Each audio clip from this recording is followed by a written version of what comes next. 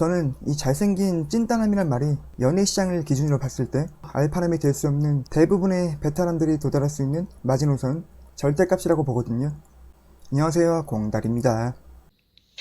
가끔씩 20대 남자 구독자분들이 공달님, 여자를 쉽게 대할 수 있는 화법이라든지 여자들이 좋아하는 스타일 좀 알려주세요, 이러는 분들이 종종 계시는데, 일단 저에게 이런 질문을 하신다는 것부터가 이분이 어떤 성향을 가진 분인지 제가 유추할 수 있는 그런 부분이거든요.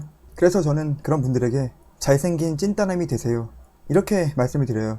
이런 질문을 하시는 분들의 인스타그램에 들어가 보면 학력도 훌륭하고 직업도 좋고 본인 앞가림은 정말 잘해 보이는데 그 PD가 어떤 느낌이냐면 이건 여자가 찍어준 사진이다, 이런 느낌이 드는 사진이 한 장도 없고, 본인 사진은 본인이 찍은 무보정 셀카가 거의 대부분을 차지하고 격식 없이 편하게 지내는 친구들과 찍은 사진이라든지 그런 사진들은 눈을 씻고 찾아봐도 안 보이고, 그 대신 남자 혼자서 즐길 수 있는 취미, 자동차나 자전거, 게임 같은 거 있잖아요.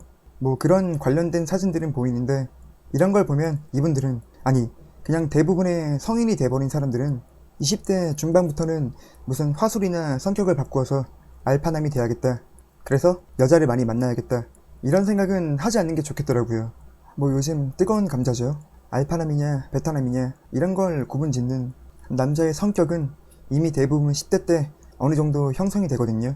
중고등학교 학창시절을 겪다 보면 남자들은 운동신경, 피지컬에 따라 자연스럽게 그 서열이 정해지고, 추가로 부모님의 경제력이라던가 외모, 내가 자라온 환경에 따라서 그 사람의 성격이 어느 정도는 형성이 되죠.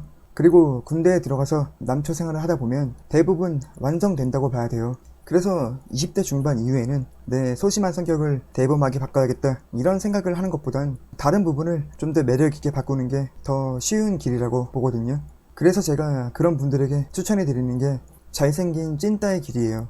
저는 이 잘생긴 찐따남이란 말이 연애 시장을 기준으로 봤을 때 알파남이 될 수 없는 대부분의 베테랑들이 도달할 수 있는 마지노선, 절대값이라고 보거든요. 지금의 현대사회가 원하는 평범한 연애, 평범한 가정을 꾸려갈 수 있는 좋은 남자친구이자 좋은 남편의 모습이라고 생각해요. 이런 얘기를 하면 또 레드필이란 말이 안 나올 수 없죠. 제 얘기를 듣고 누군가는 분명히 그건 평생 호구남이 되란 말이 아니냐, 레드필에 대해 공부를 좀 해봐라, 이런 말, 아니 이것보다 더 심한 말을 할 수 있겠죠. 레드필을 10년 전부터 도입했었던 미국에서도 이 레드필을 잘못 받아들여서 여자를 혐오, 성적의 대상으로만 보고 알파남이 되지 못한 블루필 베타남은 결국 패배자고 설거지나 하게 되는 입니다. 이런 주장을 하는 블랙필이 되는 경우가 많아요. 저는 이게 레드필 이론의 단점이자 한계라고 보거든요. 이미 이런 현대사회에 적응해버린 우리 같은 대다수의 성인 남성들은 후천적인 노력으로 알파남이 될 수 없습니다. 일단은 타고난 기질이 필요하고 본인이 노력하고 성장해서 성격이나 사회적 지위를 바꾸는 것보단 베타남을 무시하고 여자를 혐오하는 게 훨씬 편하고 쉬운 길이니까요. 대부분의 훌륭한 이론들이 가져오는 필연적인 단점인데, 남자로서 분명히 공부하면 도움이 되는 내용들로 가득 차 있지만 아직은 충분히 검증되지 않은 진화 심리학 과정의 하나일 뿐이고, 맹신하기보단 조금 더 조심스럽게 접근해볼 필요가 있는 것 같아요. 자, 제가 일단 이미 성인이 돼버린 성인 남자의 성격을 바꾸긴 어렵다고 말씀드렸고요. 그럼 우리처럼 보편적인 남자들은 어떤 노력을 해야 될까요? 롤러 토마시의 저서 합리적 남자에는 이런 구절이 있습니다. 여자들이 많이 따른다고 해서 모두 알파남이라고는 할 수 없다. 마음가짐은 베타남이지만 용모가 소료해서 여자들이 물려드는 경우가 있다. 조금 확대 해석하면 잘생긴 찐따남을 말하는 거죠. 실제로 지금 일하고 있는 현역 화류계 선수들 중에서도 가만히 보면 학창시절에 막 맞고 다녔을 것 같은 애들이 많거든요. 키 170 초반에 왜소하고 숫기 없고 진짜 비실비실해 보이는 그런 애들도 성형하고 관리해서 얼굴만 다시 태어난 다음에 그 가게에 에이스 먹고 그래요. 자신감이 없어서 말 못하고 숫기 없어도 이 오빠 잘생겼는데 과묵하다 이러면서 좋아해요. 똑같은 행동을 해도 못생긴 애가 그러면 음침한 변태가 되고, 잘생긴 애가 그러면 과묵한 오빠가 되는 거예요.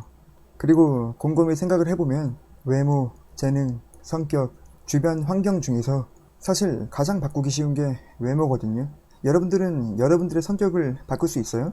저는 예전에 화류계 생활을 몇 년 동안 했지만 지금도 여자한테 먼저 말을 못 걸어요. 떨리고 무섭고 긴장돼서. 아니면 여러분들이 가진 재능을 바꿀 수 있어요? 아니면 환경을 바꿀 수 있나요? 당연히 어렵죠.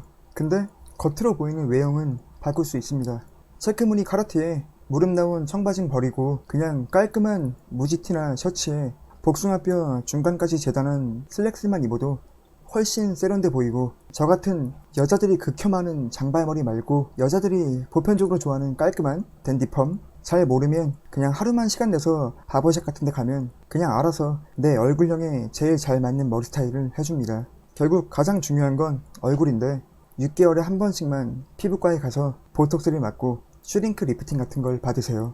한 10만원 정도 될 겁니다. 그리고 살을 빼야겠죠. 근데 나는 긁어도 꽝이라서 살을 뺐는데도 영 별로고 관리를 받아도 안 된다 싶으면 그러면 돈을 좀 써야겠죠.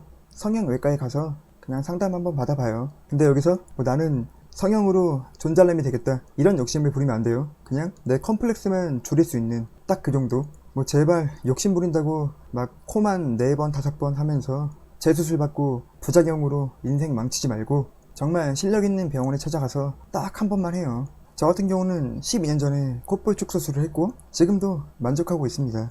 제가 말하는 게 어렵고 이해가 안 된다 하시는 분들을 위해서 꿀팁을 하나 드리자면, 밤 10시쯤에 강남 논현동 미용실 거리에 있는 미니스톱 편의점에 가서 라면을 하나 시키고 앉아 있으세요. 에어컨 빵빵하게 나오니까 편하게 앉아서 오고 가는 사람들을 구경하다 보면 잘생긴 형들, 뭐 정확히 말하면 요즘 20대들이 좋아하는 딱 그런 느낌의 남자들이 담배 사러 왔다 갔다 할 텐데 아마 그중 절반은 미용실 가서 세팅까지 끝낸 상태일 거예요.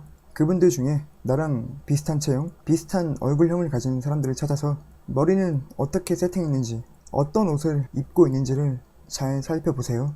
그리고 비슷한 옷들을 골라 장바구니에 담아두는데 여기서 중요한 건 다미아미 목걸이, 그리고 클러치백은 사지 마세요. 이건 아니에요. 그렇게 자기를 조금만 꾸밀 줄 알게 되면 여러분들이 지금 보이는 그 화류계 선수들보다 연애시장에서 훨씬 더 가치 있는 남자가 될 수 있는 거예요. 잘생긴 호스트바 남자, 돈 잘 버는 불법충 알파남보다 옷 잘 입고 스타일 좋은 공대생, 훈남 공무원이 더 현명한 여자들의 사랑을 받을 수 있을 거라고 생각해요. 성실하게 살아와서 안정된 직업을 가졌고 전과 없고 문신 없고 어딜 내놔도 부끄럽지 않을 그런 남자가 깔끔한 외모와 스타일까지 겸비했는데 마다할 여자가 어딨겠어요. 그리고 나서 이제 본인이 잘생긴 걸 모르는 척, 수줍은 척, 친구 없는 척 연기하면 됩니다. 나를 꾸밀 줄 아는 베트남은 웬만한 알파남보다 행복한 연애를 할 수 있다고 생각합니다. 그럼 오늘은 이만하도록 하겠습니다. 다음에 뵐게요.